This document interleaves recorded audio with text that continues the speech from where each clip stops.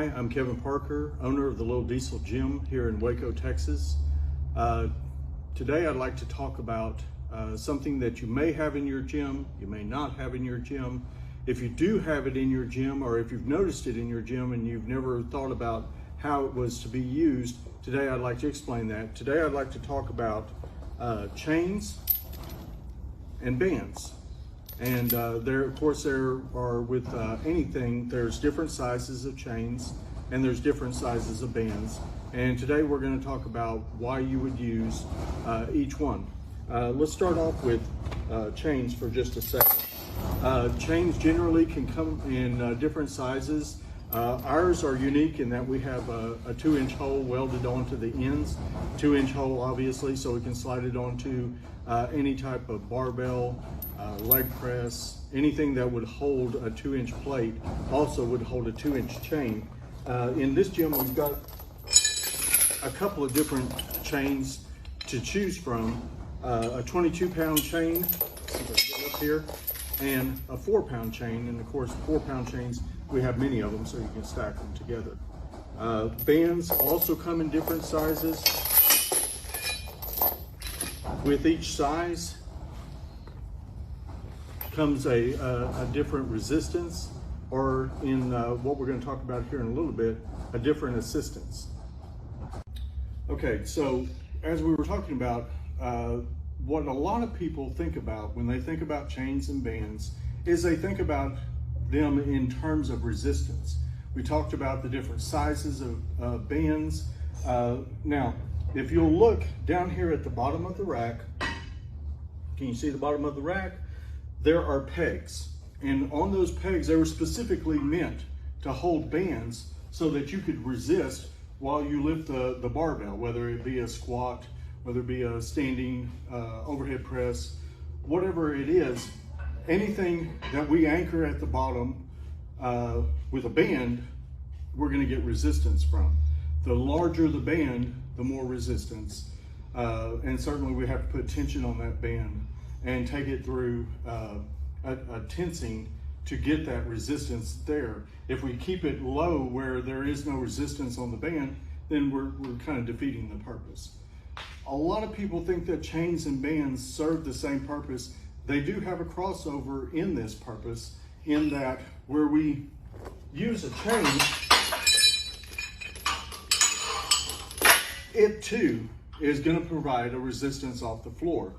If we lift the chain totally off the floor, then obviously you have the entire weight of the chain on the barbell, in addition to whatever weight that you put on the barbell. So chains only work, for the most part, as a resistance from the floor. Now the cool thing about chains is the more of it you lift off the floor, the more weight is added to the bar as the bar goes up in a positive manner, in the positive part of the lift.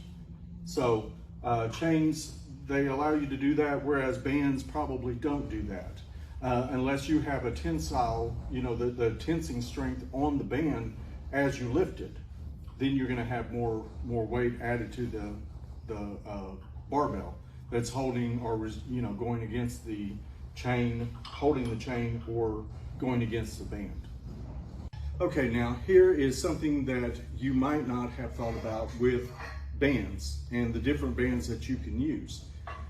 We knew that bands provided resistance. Obviously, chains provide resistance. Chains provide more assistance, obviously, the more the chain is off the floor. Here's possibly something you didn't know, and that is assistance. Why would you need assistance when doing a barbell lift? In this case, a squat. The reason is because perhaps you're getting ready to max out. Perhaps you're going to a powerlifting show where you're going to max out, and you need to handle weight that you don't handle on a regular basis, that you couldn't handle safely. So what you would do is you would tie bands to the top of your rack and put assistance where the band is now going to assist us out of the hole. And of course, the higher we go, the less assistance it's going to help us.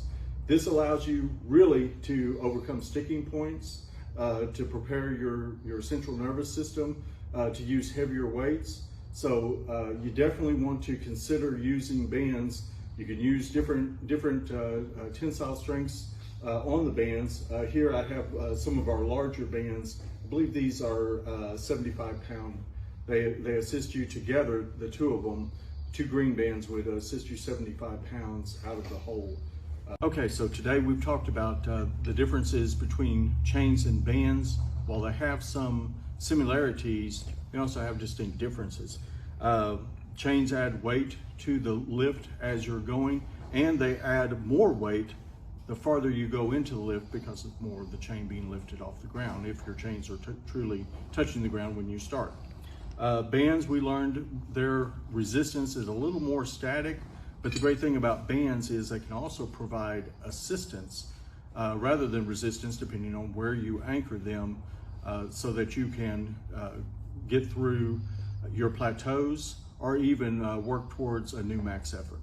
I hope this has helped you, and let me know if you have any questions. Thanks.